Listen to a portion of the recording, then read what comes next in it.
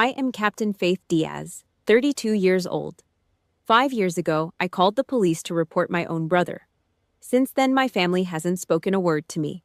My mother called me a traitor. My father claimed he no longer had a daughter. My own sister Paige branded me a disgusting liar on Facebook for the whole town of Millbrook to see. I was exiled, scrubbed from the group chats, barred from every Thanksgiving and Christmas at the house on Maple Ridge. For 5 straight years, I stood on the front lines alone. But there's one thing those hypocrites didn't count on: I wasn't the only one. There were 7 other girls. 7 blood relatives, all biting their tongues, carrying the weight of a brutal secret. What happened in that courtroom changed everything. But first, let me take you back to the beginning. Welcome back to Noble Revenge, where families who choose silence learn that the truth has its own timeline.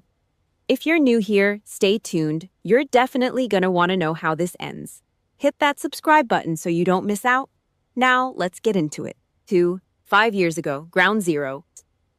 November in Millbrook always tasted like wood smoke and damp leaves. But inside the house on Maple Ridge, it smelled like cheap floral perfume and heavy grease. It was Thanksgiving dinner, the kind of tradition that's supposed to be sacred in a town like this. I sat at the far corner of the long oak table, wearing a plain gray wool sweater that felt like a lead vest. I was a ghost at my own family's feast, a ghost who had spent too many years overseas and no longer knew how to play the part of the dutiful daughter. Travis sat at the center, the undisputed king of the mountain.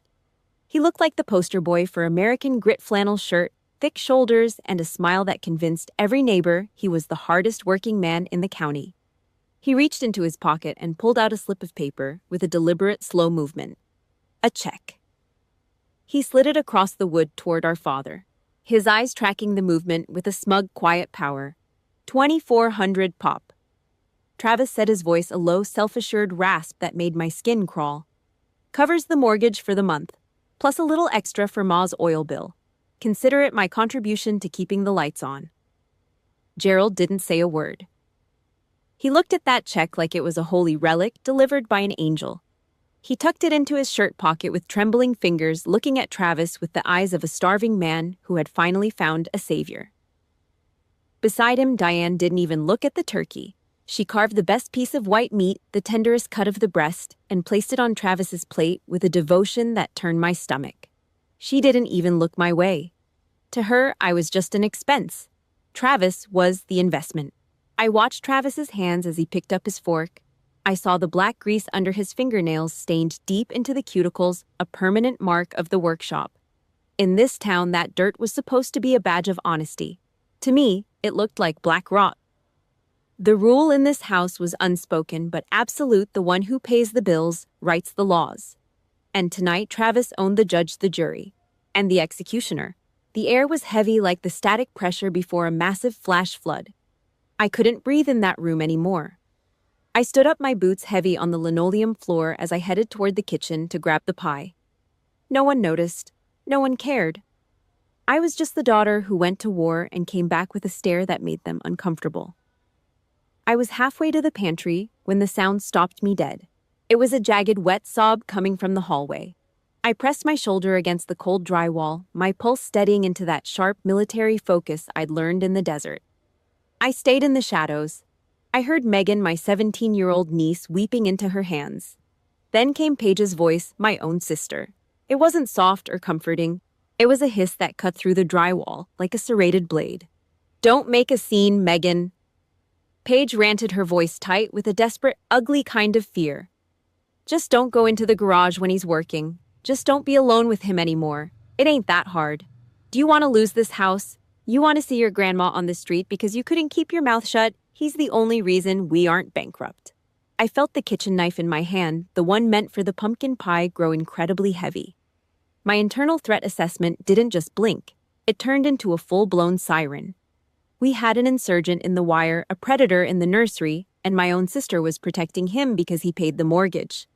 10 minutes later, I walked out the back door without a word. The November air hit my face like a physical slap, cold and honest. I found Megan huddled on the concrete steps of the back porch.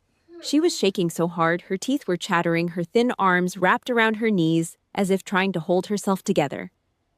She didn't have a coat. I didn't hug her. I didn't cry. In the field, you don't comfort a casualty until the perimeter is secure. I knelt down on the cold, rough concrete, keeping a respectful distance. I locked my eyes onto hers and waited for her to see me. "Megan," I said, my voice a flat iron line. "Report to me, right now." She looked up and for a second she didn't see her aunt. She saw the captain. She saw someone who knew how to handle a crisis. That's exactly what she needed. She started talking, the words coming out in a rush of bile, shame, and terror. She told me what happened in that workshop. She told me how he threatened her, how he used the family's poverty as a leash. Every sentence stripped the saint of Millbrook naked. By the time she was done, the grease under Travis's fingernails made perfect sense. It wasn't just motor oil. It was the grime of a predator who thought he was untouchable. I didn't say another word to her. I walked to my truck. I sat in the dark cab for 40 minutes. I didn't start the engine. The only light came from a dim yellow street lamp reflecting off the dashboard. I reached up and adjusted the red wool scarf around my neck, the one my grandmother gave me before she died. It was the only thing in this family that didn't feel like it was for sale. My hands were steady, as cold as the glass of the windshield. I pulled out my phone and dialed the number for the Dutchess County Sheriff's Office. "Sheriff's Office, Detective Walsh," a voice answered. "This is Captain Faith Diaz," I said. I spoke with the clarity of a soldier reading coordinates for an airstrike. "I need to report a felony, aggravated sexual assault. The suspect is at 14 Maple Ridge. He's there right now." The typing on the other end stopped instantly. There was a long, heavy silence. I could hear Walsh's intake of breath. "Captain," she said, her voice dropping an octave into a warning. "You understand what this is gonna do, right? You pull this trigger and your family's gonna tear you to pieces. You're gonna be the villain in their story for the rest of your life. Are you sure about this?" I gripped the steering wheel, looking at the dark silhouette of the house where Travis was currently laughing and drinking my father's beer. I thought about Megan's hollow eyes. I thought about the $2,400 check in Gerald's pocket. "I'm sure," I said. I ended the call. The silence in the truck was total. I turned the key and the engine roared to life. I didn't go back inside for my pie. I didn't say goodbye to anyone. I just drove. The war had started, and I was the one who pulled the pin. The sun didn't just rise the next morning. It hauled itself over the horizon like a witness to a crime. In Millbrook, secrets don't stay buried once the sirens start. By 8 a.m., the blue and red lights were already bouncing off the rusted tin roof of Brooks & Sons. I wasn't there to see Travis get cuffed, but I could hear it. I could hear every rumor, every whisper traveling through the phone lines of the county like a fever. Travis was led out of his shop in zip ties, his face a mask of wounded pride. He didn't look like a man caught. He looked like a king being betrayed. By 9 p.m., I was 3 hours into my night shift at the base clinic. The world inside the wire was different. Everything was sterile white and smelled of industrial-grade bleach and rubbing alcohol. My desert camouflaged uniform was starched, the creases sharp enough to cut. I stood at the nursing station, my spine a straight line, my eyes scanning the monitors with the kind of focus that keeps you alive in a combat zone. Out here, I was Captain Diaz, a healer, a leader. But I could feel the siege lines closing in from Millbrook. The vibration started while I was in the staff bathroom, prepping to wash the scent of the clinic off my hands. My phone didn't just ring. It danced a frantic, jagged rhythm on the porcelain lid of the toilet tank. Buzz, buzz, buzz. The caller ID flashed a name I'd known my whole life, Diane. I stared at the screen for 3 full pulses before I picked it up. I didn't get a chance to breathe, let alone say a word. "You're destroying this family, Faith." She spat, her voice coming through the speaker like a handful of gravel. I leaned my back against the cold white subway tiles. The chill seeped through my uniform. "I'm protecting Megan, Ma. I told you what he did. I told you what she said." "Megan is a confused 17-year-old girl who doesn't know what's good for her," Diane shrieked. The sound was raw, stripped of any motherly warmth. "But Travis is the man who kept the roof over our heads. He's the one who walked into that kitchen every single month and put a check for $2,400 on the table. That money paid the mortgage. It kept the bank from taking your father's pride. What do you think happens to us when you take him away?" I closed my eyes. I thought about the 12 years I spent in school and the 5 years I spent overseas patching up men who had been blown apart by IEDs. I'd sent every spare cent home for years, but in that bathroom, I realized I was being weighed on a scale I couldn't win. To my mother, my honor didn't have a dollar sign on it. I was lighter than a mortgage payment. I was worth less than $2,400. Travis does everything for this house. Diane's voice dropped into a hiss. And you come home for one dinner and burn the whole thing down. You call that detective right now. Tell her it was a mistake. Tell her Megan was lying for attention. Fix it, Faith. Or don't you ever think about showing your face here for Christmas. We don't want a traitor at the table. I looked at my reflection in the mirror. The fluorescent light overhead flickered a harsh, buzzing hum that made my teeth ache. I looked at the black and gold Diaz name tape pinned over my heart. It was a name I used to be proud of. I can't do that, I said. My voice didn't shake. It was a flat, dead sound. The line went dead with a sharp click. I walked out of the bathroom and into the locker room, my boots echoing against the concrete. The air felt thin. I opened my locker, reaching for my water bottle when the phone lit up again. Gerald, my father. This was the man who had walked me into the church every Sunday since I could walk. He was the man who taught me that the truth was the only path to God. I picked up the phone, a small foolish part of me, hoping for a shred of justice. I wanted him to tell me he was proud of me for standing up for Megan. Dad, I whispered. Faith, he said. His voice was hollow, like he was speaking from the bottom of a well. I've spent 32 years thinking I raised a daughter who understood the meaning of blood. But a daughter of mine would never do this. A daughter of mine wouldn't put her own brother in a cage over a girl's whim. A whim, Dad? She was crying. She was terrified. I don't know who you are, he replied, and I could hear the finality in his breath. But you aren't my girl anymore. My daughter is gone. He didn't wait for a reply. He didn't give me a chance to argue. He just cut the line. 32 years of history of birthdays, of fishing trips, and of Sunday sermons, all wiped out with the press of a red button. I was officially an army of one. I sat there on that cold bench in the locker room, the hum of the bass machines, the only thing keeping me company. It's a hell of a thing to realize your family puts a price tag on your soul and finds it lacking. If you've ever been the one to stand up and tell the truth, even when it meant standing alone, hit that like button right now. I need to know there are other soldiers out there in this fight with me. Do me a favor and drop a stay strong in the comments if you're riding with me. Let's show them that the truth doesn't have a price tag. I stood up, my jaw set so tight it felt like it might snap. I shoved my phone into the dark corner of my locker and slammed the steel door shut.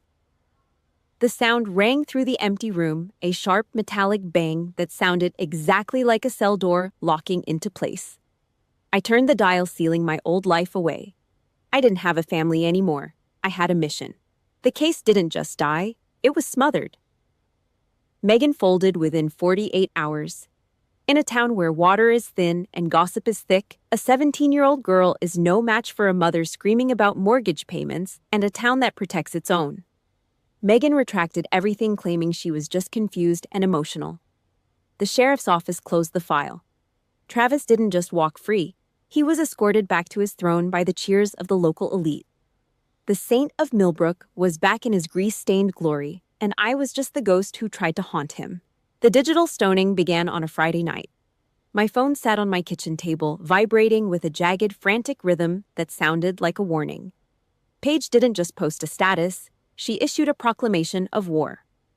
I stared at the blue light of the screen, the glare casting a ghostly pallor on the walls. Some people are so consumed by jealousy they'll invent the most vile stories to tear down their own blood. Absolutely tragic. Total trash. 231 likes by midnight. Right at the top, a red heart emoji from Diane Brooks. My mother didn't just offer support, she loved the public execution of my character. The red heart was a betrayal I couldn't unsee. I didn't type a rebuttal. I just pressed the power button and sat alone in the dark. I made one last mistake. Paige's birthday. I wanted to believe there was a bridge left to cross. I bought a thin gold chain, boxed it, and sent it through the mail. 2 weeks later, it was back on my porch. The cardboard was damp from the afternoon dew. The packing tape was perfectly intact. They hadn't even cut it open. They didn't want the gold. And they certainly didn't want the sister who came with it. They returned it like it was a biohazard, a piece of contaminated evidence they didn't want in their house. I picked up the box, felt the small, useless weight of it, and dropped it into the dumpster behind the building. I didn't look back to see it land among the trash. The mission in Millbrook had failed completely. I didn't want to breathe the same air as Travis or see Diane in the grocery store anymore.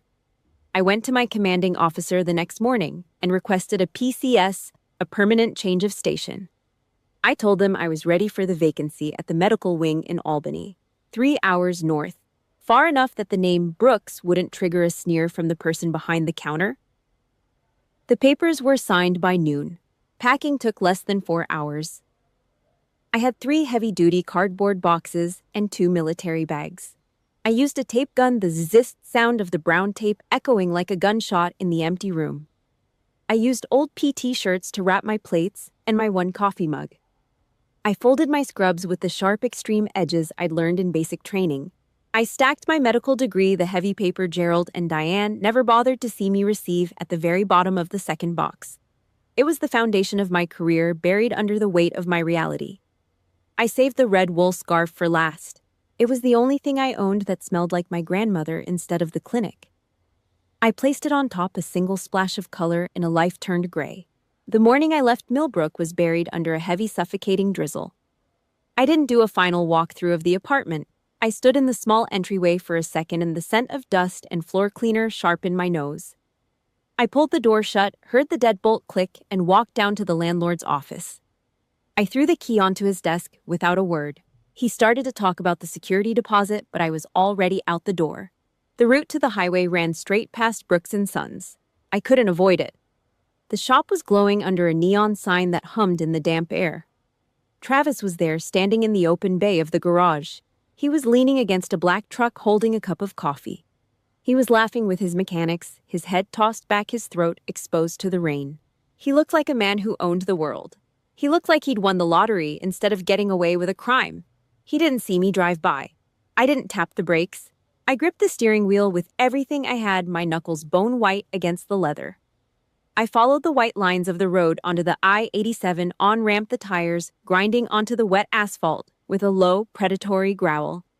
3 hours to Albany. I didn't turn on the radio. I didn't want a soundtrack for my exile.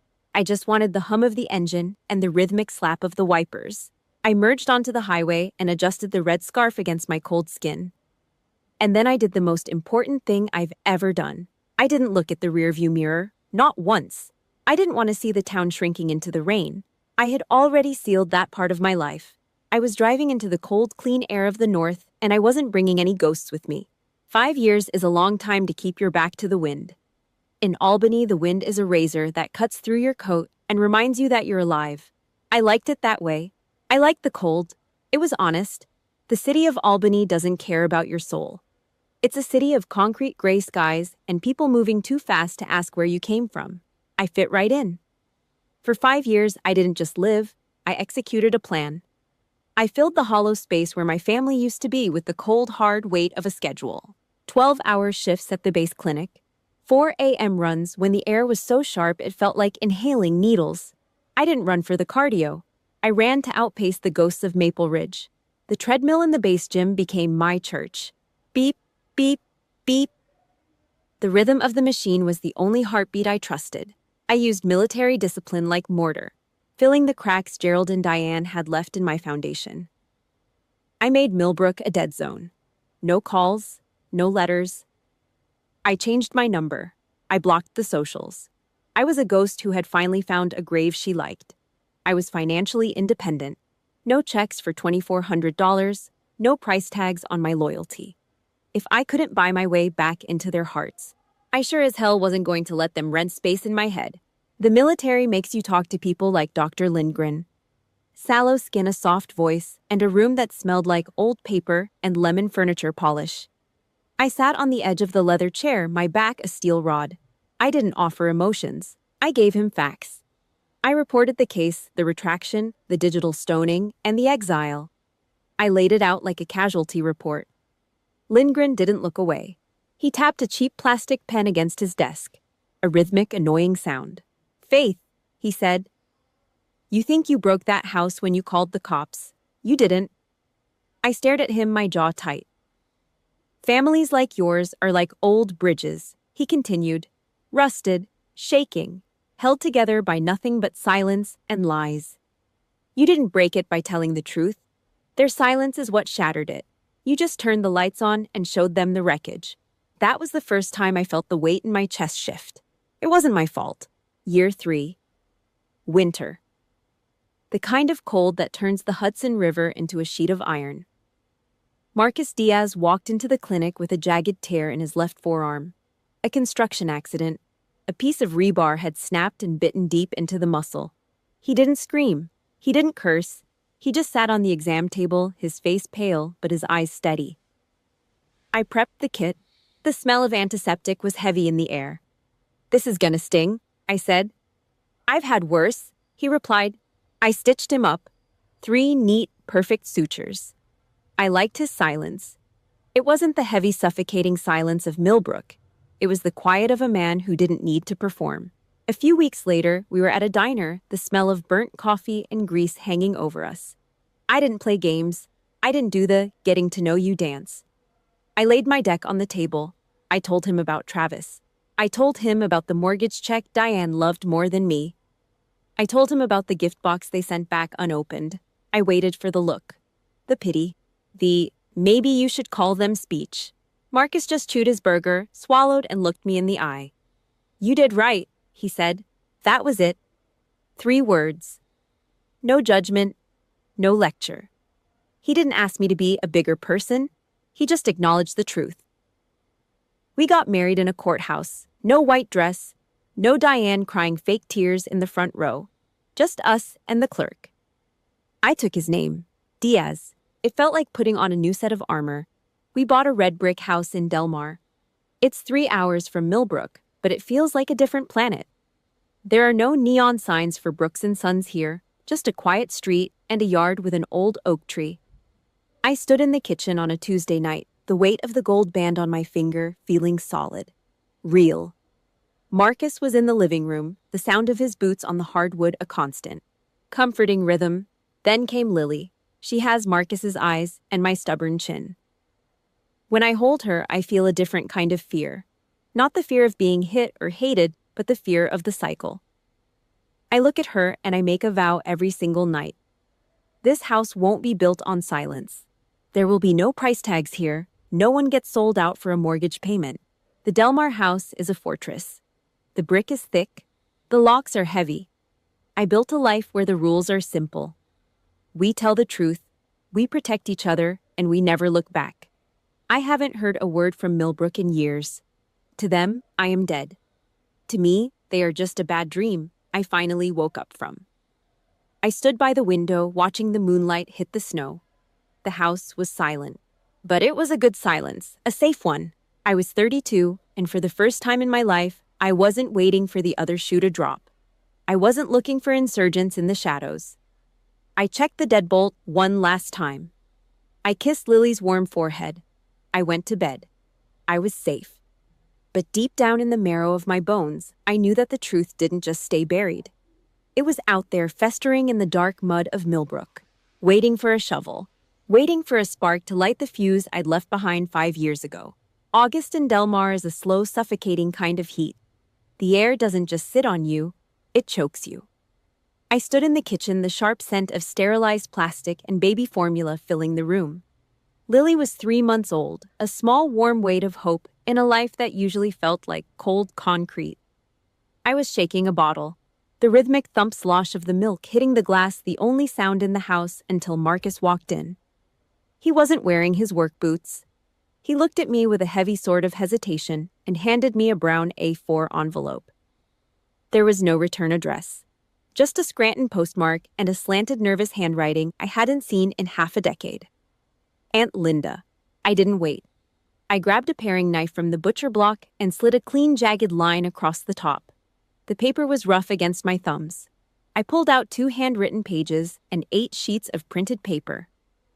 They were screenshots. Dozens of iMessage bubbles frozen in time. I felt the air leave my lungs as I scanned the first page. It was a text Diane had sent to the family group chat the week I moved to Albany. "She's dead to me now," my mother had written. "If anyone mentions her name in this house again, consider yourself gone too. We protect our own. We don't harbor traitors." I felt my spine go rigid, that old military steel clicking back into place. But it was the fourth page that turned my blood into ice water. It was a private message Diane had sent to Linda 3 years ago. Linda had reached out asking if they should finally tell me the truth. Diane's reply was a cold, calculated threat. "Linda, keep your mouth shut.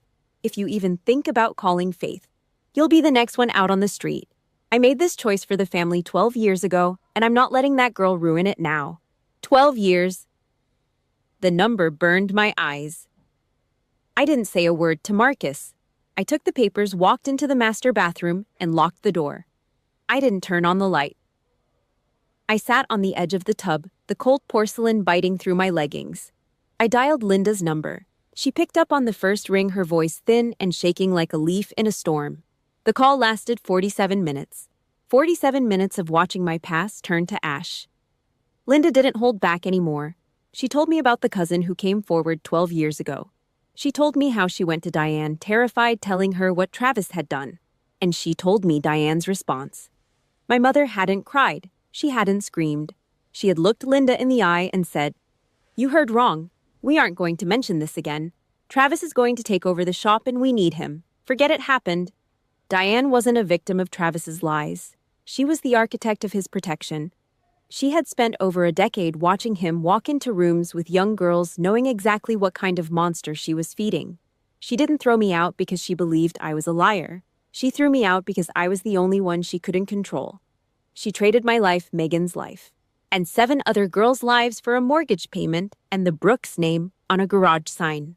I hung up the phone and leaned my head against the cold tile wall. The blue light from the screen cast a ghostly, sickly pallor over my hands. I wasn't just angry. I was a different kind of empty. I stood up and pulled open the bottom drawer of the vanity.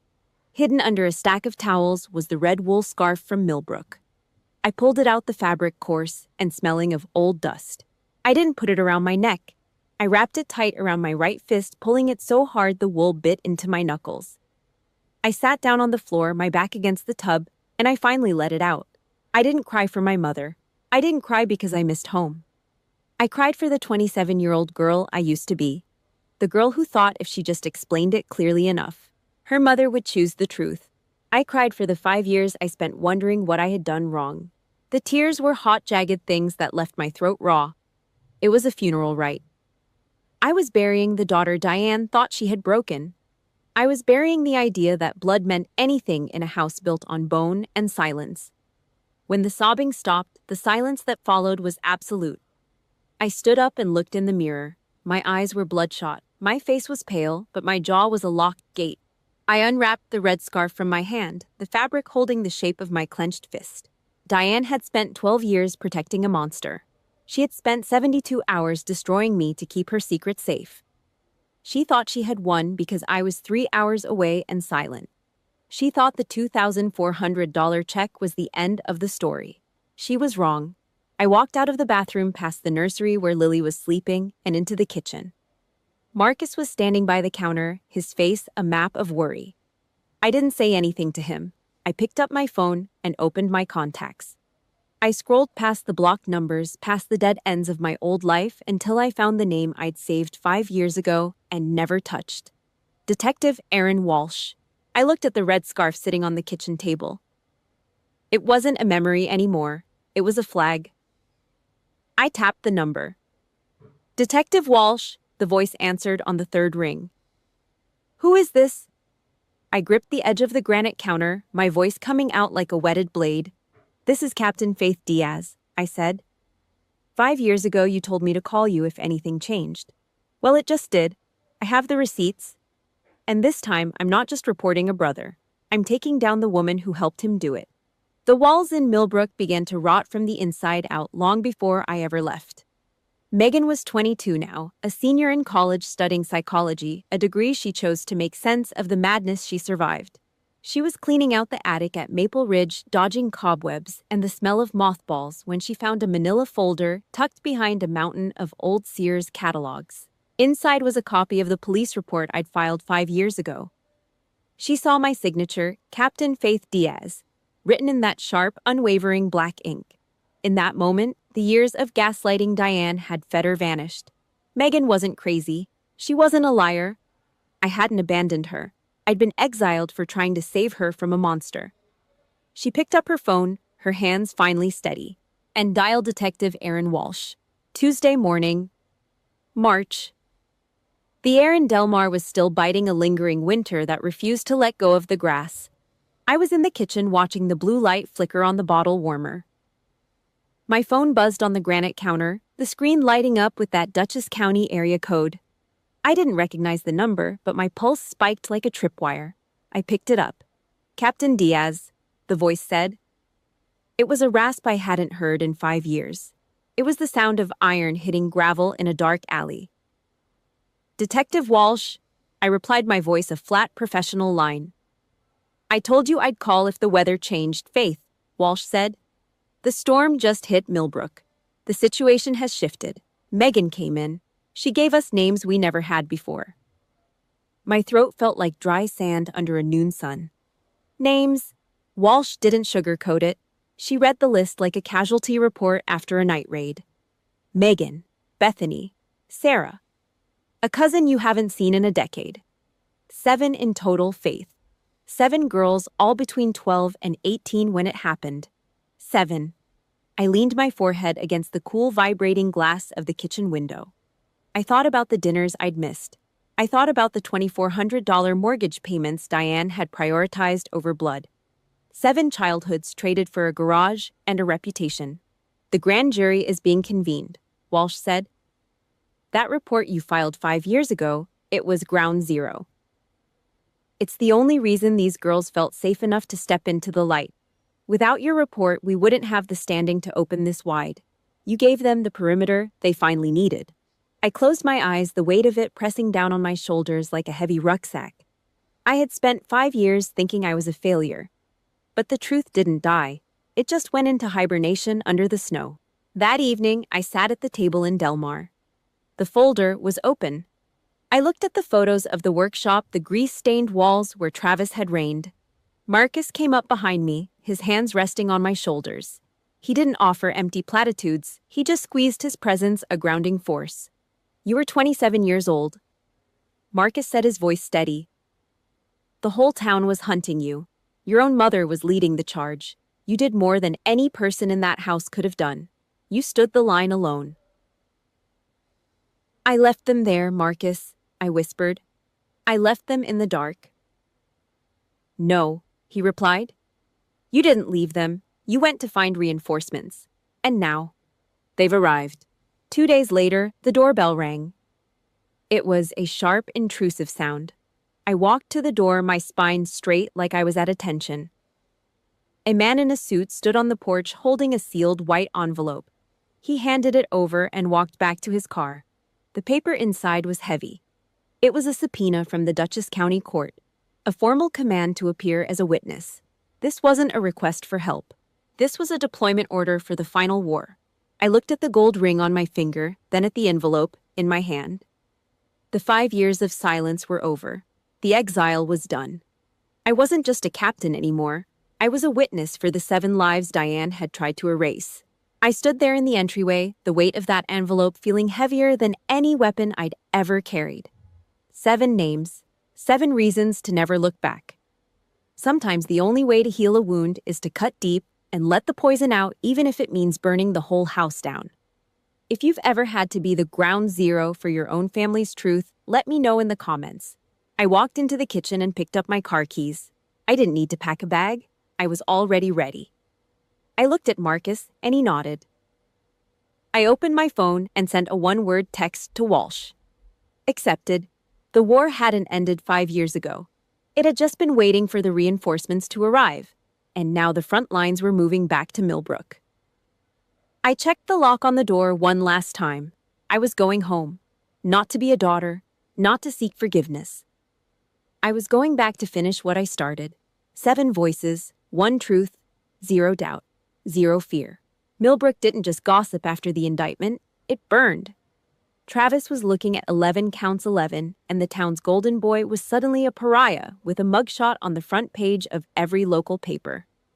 The local power brokers who'd spent years slapping him on the back were suddenly nowhere to be found. But the Brooks family didn't have a surrender in them. They didn't know how to repent, only how to manipulate. They went into full self-destruct mode, pulling every lever of guilt and shame they had left in their arsenal. The first strike came at 2 a.m. My phone buzzed on the nightstand, the vibration a low predatory hum against the wood. Gerald. My father's voice was slurry, thick with the kind of cheap bourbon and cowardice that had defined his life. He didn't ask about Lily. He didn't ask how I was doing after 5 years of silence. He just whined. "Faith, honey, you gotta listen." He said his words muddy and desperate. "Tell the DA you got it wrong. Tell them you were just pissed off about the house money. Say it was a grudge. Just save your brother, Faith. He's all we got left. Don't do this to us." I sat up in bed, the cold air of the room hitting my bare shoulders. I didn't yell. I didn't cry. I just held the phone away from my ear, looking at it like it was a piece of contaminated medical waste. "It ain't just me anymore, Dad." I said, my voice as flat as a heart monitor in a morgue. "There's 7 other girls. 7, and they aren't making it up." "You're a liar." He spat, the pity vanishing and the venom taking its place. I didn't answer. I just tapped the screen, blocked. I rolled over and stared at the dark ceiling, my jaw so tight it felt like the bone might crack. Next came Paige. She'd moved on from public Facebook posts to direct digital fire. My screen was a constant stream of jagged, hateful pings. "You're gonna regret this. You're dragging our name through the mud just to feel big in that uniform. Ma is dying because of you." I didn't engage. I didn't type a single word back. In the military, you don't argue with a wounded insurgent. You just document the threat. I spent my lunch break at the clinic taking screenshots. One by one, I forwarded every threat, every manipulation to Detective Walsh and the DA. No gray areas. Every word Paige sent was just another nail I was handing to the prosecution. Then, 3 weeks before the trial, the war moved to my front door. I was in the driveway loading a bag of groceries into the house when I heard it. The crunch of tires on gravel. A black SUV I hadn't seen in years pulled in, the wheel wells rusted and the engine idling with a rough, uneven throb. Diane Brooks climbed out. She'd driven 3 hours from Millbrook just to throw one last punch. I stood my ground at the top of the porch steps. My arms crossed over my chest, my feet planted shoulder width apart. I was the captain now, not the daughter. "Faith," she said, her voice cracking as she approached. She looked older, smaller, but the eyes were still the same, calculating and cold. She smelled like stale peppermint candy and the kind of desperation that turns people into monsters. She started to cry, those fake practice tears she used whenever the mortgage was late or she wanted Gerald to shut up. "I'm your mother, Faith," she whimpered, reaching out with a hand that I didn't take. "How can you be so cruel? How can you do this to your own brother? He's family. Blood. Don't do this to him." I looked at her. My eyes locked onto hers, unblinking. I didn't feel a shred of pity. I just felt a deep, oily sense of disgust. "7 girls, Diane," I said. 7, you knew. You've always known. The mask didn't just slip, it shattered. She stopped crying instantly, her face hardening into something sharp and jagged. She lunged forward and grabbed my wrist, her fingernails digging into my skin. "If you walk into that courtroom," she hissed, her breath hot against my face, "I will never forgive you. You hear me? Never. You'll be dead to this family for good." I didn't flinch. I didn't pull my arm away. I just leaned in closer until our noses were almost touching. "It's been 5 years, Diane," I said, my voice a whetted blade. "You already told the whole town I was dead. You already stopped forgiving me the second I refused to lie for your paycheck. So what's one more thing?" Diane recoiled like I'd slapped her. She let go of my arm, her hand shaking as she smoothed her hair back. She looked at me with a hatred so pure it was almost impressive. She didn't say another word. She just turned around, her heels clicking sharply on the porch steps, and marched back to her SUV. She threw the car into reverse tires, spinning, throwing gravel across my lawn as she roared out of the driveway. I stood there and watched the dust settle. The negotiations were over. The bridges weren't just burned, I'd bombed the foundations. I walked inside, closed the door, and checked the deadbolt. My jaw was still tight, the phantom smell of stale peppermint lingering in the air. I went to the kitchen, picked up the subpoena sitting on the counter, and tucked it into my bag. The negotiations were done. The next time I saw Diane Brooks, it would be across a crowded courtroom, and she wouldn't be the one holding the gavel. I checked my watch. Time to move out, October 14th. The Dutchess County Courthouse didn't feel like a temple of justice. It felt like a meat locker. Cold, static, heavy with the smell of old oak floor wax and the sour, sharp scent of nervous sweat. I sat on the left side of the room, my dress blues starched so stiff they could stand up on their own. Marcus sat next to me, his hand a solid, warm weight against the chill of the room. Across the aisle, the Brooks family sat like a row of cracked statues. Travis wasn't the king of Millbrook anymore. He sat in a cheap, pale blue button-down that made his skin look sallow, his eyes glued to the scuffed linoleum floor. No smirk, no grease-stained arrogance, just a man waiting for the floor to drop. When they called my name, I stood up. I didn't rush. I walked to the stand, my heels clicking against the wood with the rhythmic precision of a ticking clock. I placed my hand on the Bible, but I looked at the jury. 12 regular people with mortgages and kids of their own. I didn't give them a performance. I gave them a triage report. I read the dates, the times, the physical evidence I'd seen on Megan 5 years ago. My voice was a flat surgical line devoid of the hollow drama the family had tried to paint me with. The defense attorney, a guy in a $1,000 suit who'd never worked a day under a car hood, tried to bait me. He leaned in close, his breath smelling like peppermint and expensive arrogance. Isn't it true, Captain Diaz, that you're only here because you were cut out of the family, because of a dispute over a $2,400 mortgage payment? I didn't blink. I didn't let the anger reach my hands. I just scanned the room, my eyes locking onto his for a beat too long. I am a medical officer in the United States Army. I said the words coming out like wetted stone. My duty is to report injuries, not to nurse a grudge. I saw a wound. I reported it. The only dispute here is why it took 5 years for anyone to care.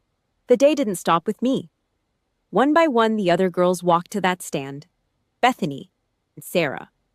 Names I'd only seen on a list in an envelope from Scranton. Each one was a nail. Each testimony was a hammer blow against the foundation of Maple Ridge. Detective Walsh sat in the front row, holding that yellow ledger like a weapon. She'd spent 5 years collecting these voices, waiting for my ground zero report to make them legal. By 2 p.m., the air in the room was so thick it was hard to swallow. Diane Brooks couldn't take the silence anymore. She didn't just stand, she erupted from the gallery, her face a mask of jagged fury. "Liars!"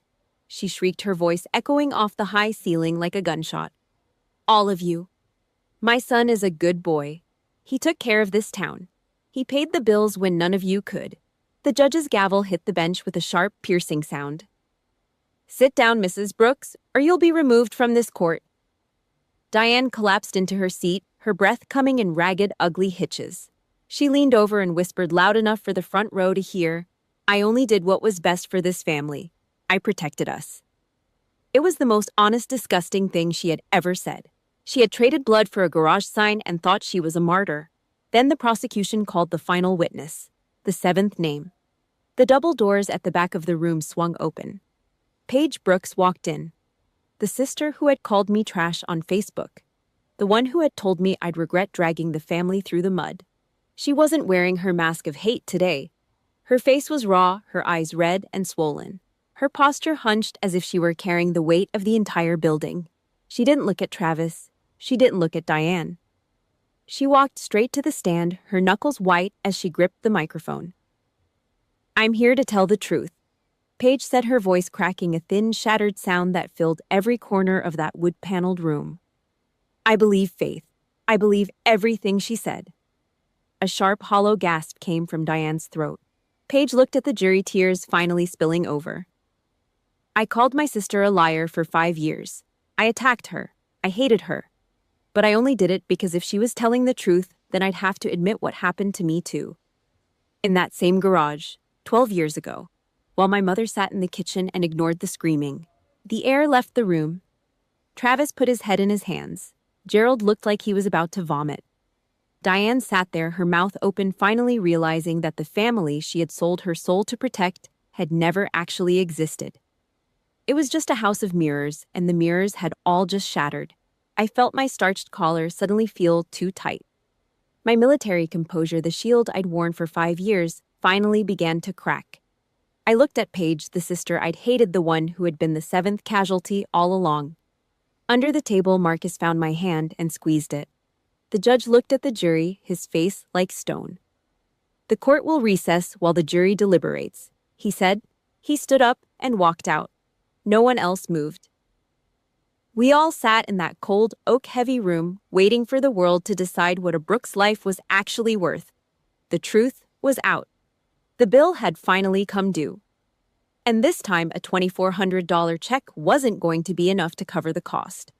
I stared at the back of Travis's head, my heart a dull, heavy thud in my chest. The war was almost over, but the wreckage was everywhere. The jury did not look at us when they walked back into the room. That was the first sign. 4 hours of talking behind a closed door to decide if a man's soul was worth more than the dirt he walked on. The foreman stood up. His voice was a thin, tired rasp.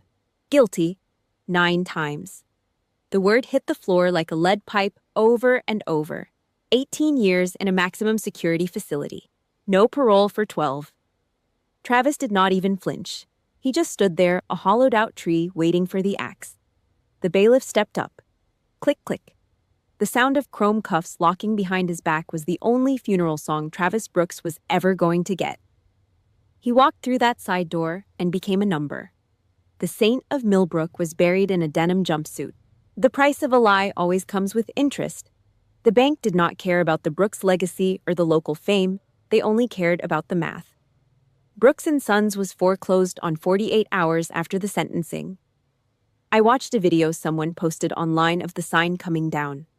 The rusted iron chains groaned as the crane lifted the name away from the siding. 3 years later, the grease stains on the floor were scrubbed away with industrial acid. The smell of oil and diesel was replaced by the scent of lavender and antiseptic. A physical therapy clinic moved in. They put up glass walls where the tool racks used to be.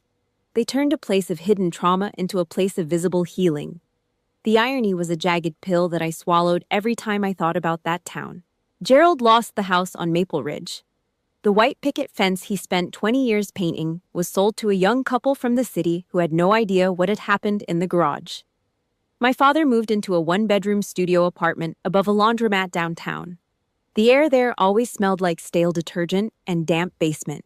He spent his nights sitting in a moth-eaten recliner, staring at a television that only got 3 channels. He ate vegetable soup out of a tin can, the metallic scrape of his spoon against the bottom of the tin, the only conversation he had. He had chosen his son over his daughter, and now he was reaping a harvest of silence. He was 70 years old, and he was finally truly alone. Diane took the hardest hit. She was a pariah in a town that used to fear her. People stopped nodding to her at the grocery store. The church pews emptied out whenever she sat down. Gerald stopped talking to her completely, his own shame acting as a wall she could not climb. Even Aunt Linda, the woman who had lived in her shadow for 40 years, finally cut the cord. Diane packed what was left of her life into 6 cardboard boxes and an old sedan. She fled to a distant relative in Scranton, a cousin who did not read the Dutchess County papers. She lived in a spare room that smelled like old cat litter and damp wood. The woman who sold her daughter for $2,400 was now living on Social Security and the pity of strangers. She had protected the family name until there was no one left to call it. 1 week after the courthouse doors closed, my phone buzzed. It was an evening in Delmar, the sun dipping below the trees and casting long blue shadows across the yard. Paige. The call lasted exactly 6 minutes. There were no tears this time, no screaming. Words like sorry were too small to fix a 12-year-old wound, so she did not even try to say them. She sounded exhausted, like someone who had just finished a marathon through a minefield. "I signed up for the sessions," she said. Her voice was flat, echoing through the speaker. "The trauma specialist in Poughkeepsie. I start on Monday." I gripped the phone, my knuckles turning white. I looked out at Marcus and Lily on the porch. I felt the ghost of that red scarf around my hand. Good, I replied. That was it. I did not invite her for Thanksgiving. I did not tell her I loved her. The boundary I'd built out of military discipline and cold hard facts was still there. I was not ready to be a sister again, and maybe I never would be. But the poison was out of the system. The infection had been lanced. Faith, she whispered before hanging up. Yeah. I kept the boxes, she said. The ones you sent. I opened them. I closed my eyes and listened to the hum of the line. The items I had sent years ago, the birthday gifts, the letters, the proof that I was still alive, had finally been received. It did not fix the past, but it meant the silence was officially broken. I have to go, Paige, I said. I tapped the screen and ended the call. I walked to the window and watched the sky turn from orange to a deep, bruising purple. The Brooks Empire was nothing but ash and bone now. Millbrook was a map I had finally folded up and put in a drawer. The weight in my chest, the one I had carried since I was 27 years old, felt lighter. I went to the front door and turned the deadbolt. I checked it twice, a habit I would probably never lose. Then I walked into the living room and sat down with my real family. The war was over. The casualties were counted. I picked up Lily and felt her small, steady heartbeat against mine. It was the only rhythm that mattered now. But as the house went dark, I thought about the one thing I still had to do, the final mission. I reached into my bag and pulled out the old photo of me and Megan on the porch. I struck a match. I drank my coffee black. 6 a.m. The kitchen in Delmar is quiet except for the low hum of the refrigerator and the soft rhythmic breathing of Lily in the nursery. The sun is just starting to cut through the gray mist outside the window, hitting the granite counter in long, pale streaks. It is a clean light. It doesn't smell like oil, old grease, or the suffocating scent of stale peppermint candy. I never went back to Millbrook. Not for the foreclosure auction. Not when the Brooks and Sons sign was hauled off to a scrapyard. I didn't need to see the carcass of the house on Maple Ridge to know the ghosts were gone. I folded grandmother's red wool scarf into a perfect 6-inch square military style and tucked it into a cedar box in the attic. It isn't a bandage anymore. It is just a piece of fabric. My life is built on different metrics now. I am Captain Faith Diaz. I am a wife. I am a mother who doesn't look for monsters in the garage, but the discipline stays. I still check the deadbolt twice before I go to bed. I still scan every room for the exits. You don't spend 12 years in a war zone, whether it's overseas or in your own childhood home, and come out with a soft edge. On the corkboard in my home office, there is a graduation announcement. Megan. She finished her degree in social work last May. She's working for the state now, helping kids who have the same hollow look in their eyes that she used to have. There was a card tucked inside the announcement. No long letters, no whirlwinds of emotion. Just one sentence written in her steady adult hand. Thank you for clearing the path. I look at that card every morning. It is the only medal I actually care about. Last month, I was invited to speak at a military psychology seminar in Poughkeepsie. The room was full of officers, analysts, and people who deal in the wreckage of human behavior. During the Q&A, a young lieutenant stood up.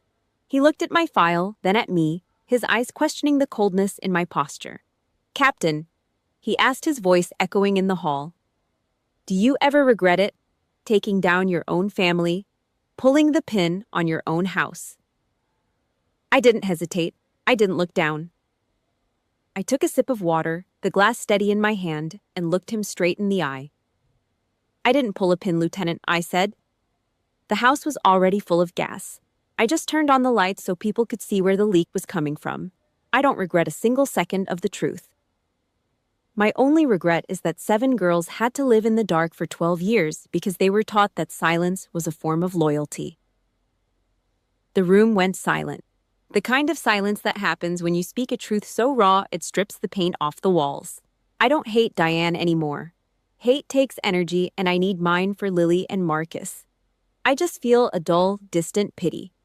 She chose $2,400 and a garage sign over her daughters. She chose a monster over the truth.